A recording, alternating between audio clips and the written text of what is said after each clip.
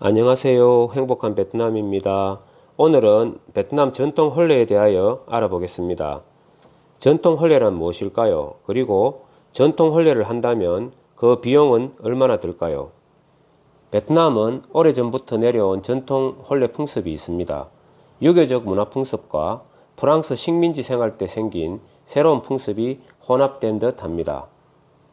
전통 혼례는 결혼식 전야제를 포함해서 1박 2일 동안 진행되는데요.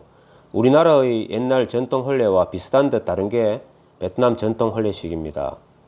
우리나라는 돼지를 잡고 떡을 하고 전을 부치고 모든 요리를 직접 만들었지요. 그런데 베트남은 그렇지 않습니다. 거의 모두 출장 뷔페 방식입니다. 프랑스 문화가 결합된 풍습인 듯 합니다.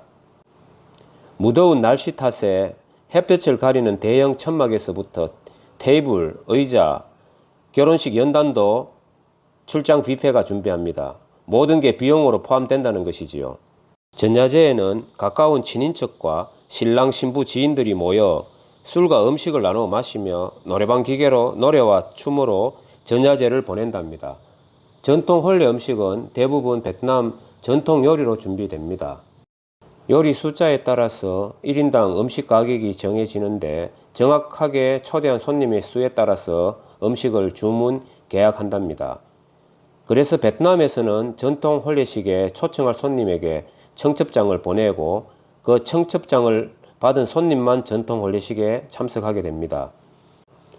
혼주는 정확히 예상한 손님들의 음식만 준비하기 때문에 청첩장이 없는 분들이 가게 되면 앉을 자리도 없고 남의 음식을 먹게 됩니다. 그래서 거의 청첩장 한 장에 1인만 참석하게 됩니다.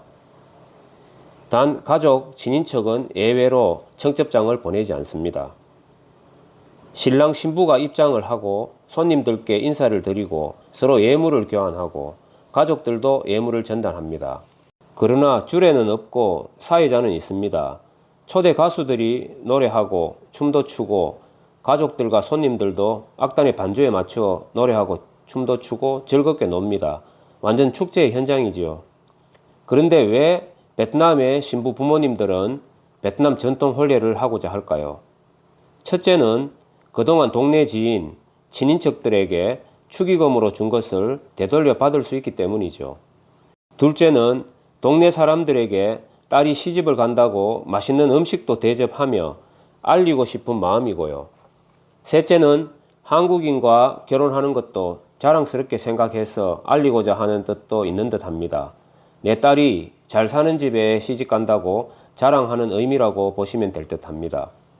그럼 베트남 전통 혼례 비용은 얼마나 들까요?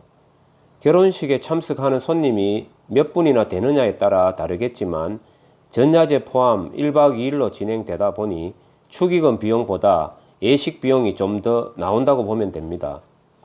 보통 원탁 테이블당 3에서 400만 동으로 보면 되는데 음식 숫자에 따라 가격이 더 나올 수도 덜 나올 수도 있습니다. 하객의 수가 적으면 10여 테이블, 많을 경우는 20여 테이블 이상 되는 집도 많습니다. 비용을 줄이려고 예식 며칠 전부터 오리랑 닭을 잡아 요리를 따로 준비하는 가정들도 있지만 대부분은 출장 뷔페 요리에 조금 더 추가하는 의미밖에 되지 않습니다. 전통 혼례 비용이 보통 500에서 800만 원 나온다고 보시면 될 것 같아요. 그리고 베트남 결혼 풍습에는 지창금 문화가 있습니다. 옛날 농경 사회에서는 사람이 곧 노동력이었죠. 내 딸이 남의 집에 가서 농사를 짓는다는 것은 우리 집 노동력이 저 집으로 옮겨가는 것이고 노동력 이전의 대가로 소나 다른 가축, 돈이나 금으로 받았지요. 과거 우리나라도 폐물과 예단이 있었고 지금도 존재하지요. 지창금은 지역에 따라 다르지만 코로나 이후 고속 경제 성장을 한 베트남 경제의 영향으로 4천에서 5천 달러 정도가 대세라고 합니다. 지창금은 신부 예물 구입과 전통 혼례 비용에 사용됩니다. 국제 결혼을 준비하시는 남성분들 중에 전통 혼례를 꼭 해야 하느냐라고 질문하시는 분이 계시는데 결혼 상대국의 문화를 이해하지 못하는 경우라고 생각됩니다. 왜라고 생각하기 전에 그렇구나 라고 생각하시기 바랍니다. 다음 시간에는 국제결혼 과정에 대해 상세하게 다뤄보도록 하겠습니다.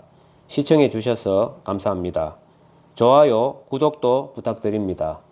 감사합니다.